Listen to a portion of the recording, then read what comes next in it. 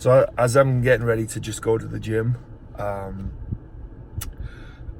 me and my wife were trying to come to a decision this morning. She realized that she had quite a good amount in her 401k with Delta, the company that she works for.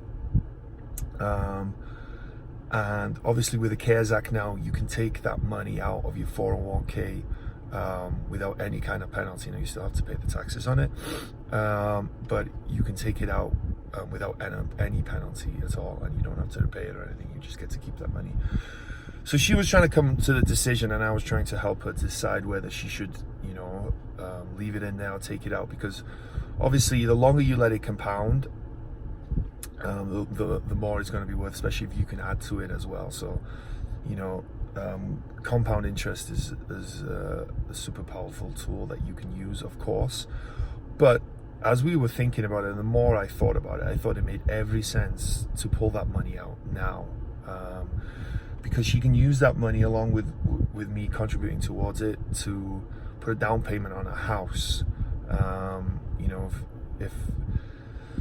If her and me combined, we put 10% down on a house, that's worth 400,000. That's 40,000 that we have to come out of pocket between the both of us, and that we can just live in it for a year, enjoy that house for a year or maybe more, whatever we decide, but then rent it out.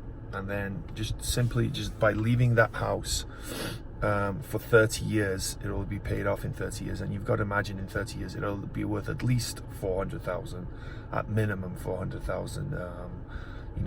You'd have to imagine that in reality, it's probably worth a lot more, maybe 8,000, closer to $1 million. But even if you base that on 400,000, you now turn 40,000 into 400,000 in 30 years. Now, if she left that money in a 401k, would that money be worth 400,000 in 30 years? Absolutely not, right?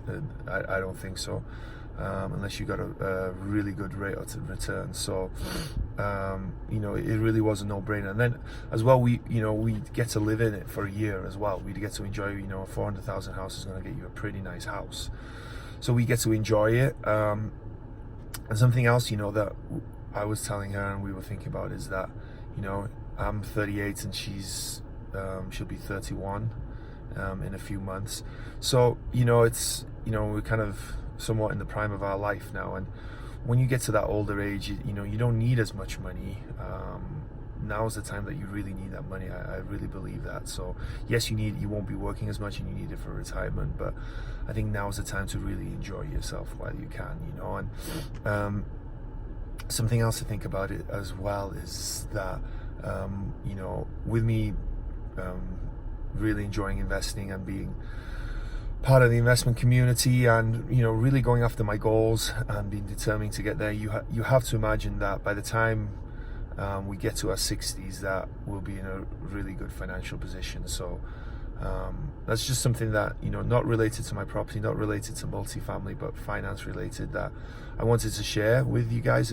Some people might be in a position where they might be able to do that, and it's something for you to consider. Everyone's situation is different, right? So this is what we think is best for us, but most people, they have to make a decision on their, someone's trying to get in on my video, but most people have to make a decision based on their own finances. So this is what we're most likely going to do, but it's, obviously everyone's different, so just take into consideration what I mentioned, and hopefully you can make the right decision.